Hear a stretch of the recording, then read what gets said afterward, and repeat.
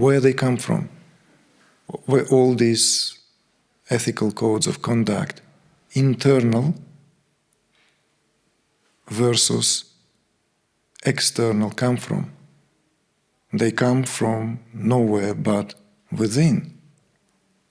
They are the reality of who we are. Who we are. So, in other words, Shiva in disguise, and Shiva is auspiciousness, auspicious one. There are many, many different names of Shiva, right? In terms of richness of the tradition, let's say. But Shiva is translated as an auspicious, Shiva, auspicious one.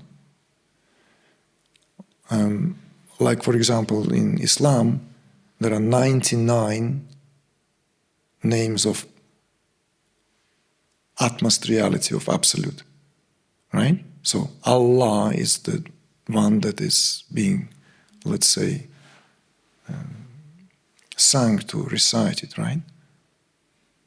But there are other names for which that reality, absolute reality, can be addressed. And all of them are, as goes, the most compassionate, right? And as in the first surah, Al-Fatiha, it goes, right?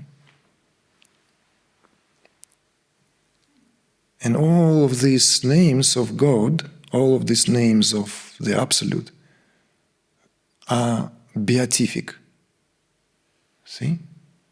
The Almighty, the All-Powerful, All-Compassionate, All-Merciful, All-Merciful.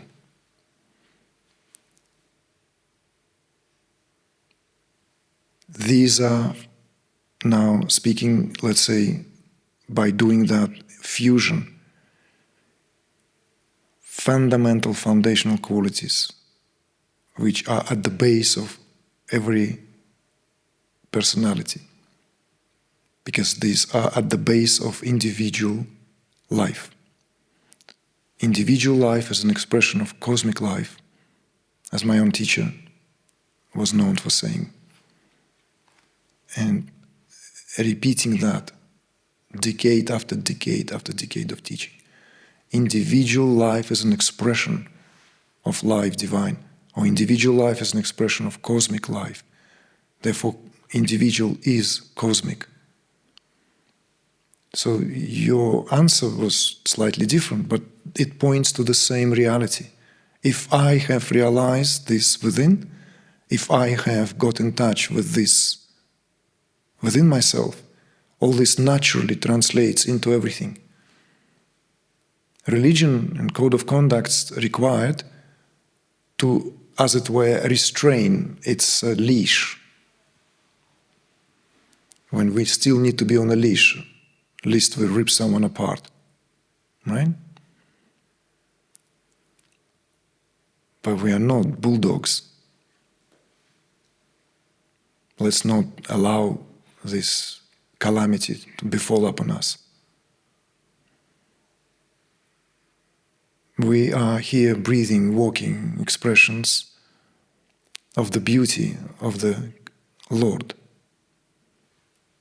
in every aspect, in absolutely every aspect. So that's all there is. This is recognizing that, getting in touch with that, knowing that, and also knowing how to get in touch with that at any time when somehow we were moved astray, pulled astray. Or, even better, any time we put that leash on our neck for self-restraint because we somehow feel we are unreliable here. No. So you've answered that. You only give me an opportunity to build up on that. And also the order of priority is perfectly just. Everything begins from there. It's foundation. It begins from within, here. It begins from the individual. for the reasons that we have dwelt upon, because the individual here is an expression of the cosmic value. The individual is that cosmic value given chance to express itself and experience itself at a particular vintage point. All of these points are as holy, as sacred as any other. So, I think you're good. You clearly have that all, really. But thank you for bringing this out and giving it a chance to reinstate what at some point becomes a lived reality and nothing else. It's not even on the level of remembrance. This is what the Sufi says. When inside the Kaaba, it doesn't matter which way you unroll your praying rag. Doesn't matter which way you pray. And this is also why the records of the so-called, I'm saying so-called because paying due respect to my own teacher who didn't like the word mystic and mysticism, because it's different. What we call mystic or mystical at one level of awareness or one level of consciousness is simply lived reality at another. What's so mystical about it? Reading a passage in a book could be as mystical as rubbing shoulders with angels. Eating deliciously cooked meal is just as mystical experience as being in a state of transcendence, if only we realize that. So these so-called mystics, they are known for abandoning the rules, societal rules, even to the degree where they see no difference in expressions of truth. That's why they're feared. Mystic goes and revels in ecstasy in the mosque, and then in a pagoda, and then in the cathedral, and then in an open field, and swimming naked in a pond, in a lake. To him, he is in the body of God as one and only. Everything is a prayer. He doesn't even know. He lost what is a prayer and what is not a prayer.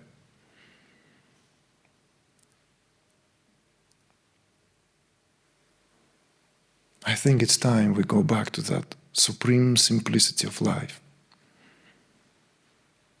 We got enough.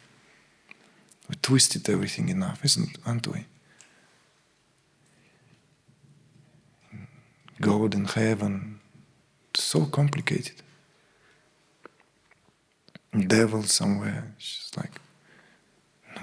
It's all here right now, the elements, seasons, ticking of the clock. This beauty is all around us. The supreme simplicity of life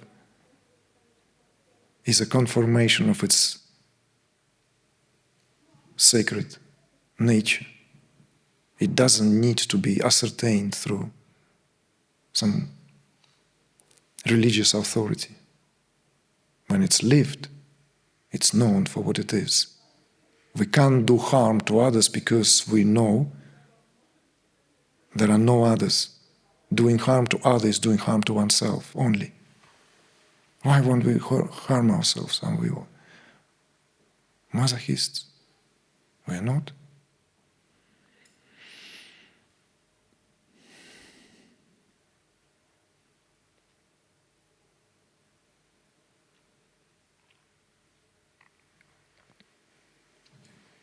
Thank you.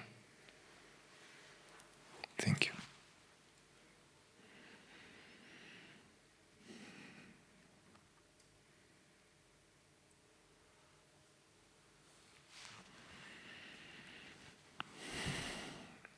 Okay, folks, I think it'll be fair to wrap it up, and whatever question got unanswered, maybe it would be answered on a train back home, on a plane, right? In a sleep, or in the next retreat, in the next immersion. Because we gather like this not to get somewhere. We're not gathering like this in these programs to get to some point, right, to graduate. We don't even have certificates to give you on the end, last day. What are we talking about? See? Nobody knows we gathered here. We gathered and then dispersed back into the crowd.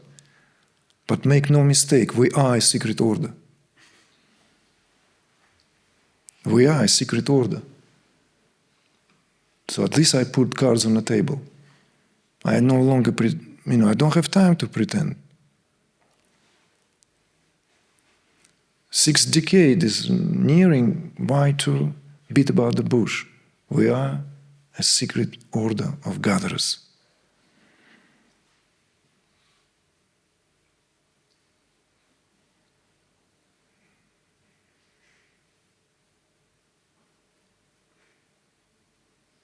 We gather in the heart.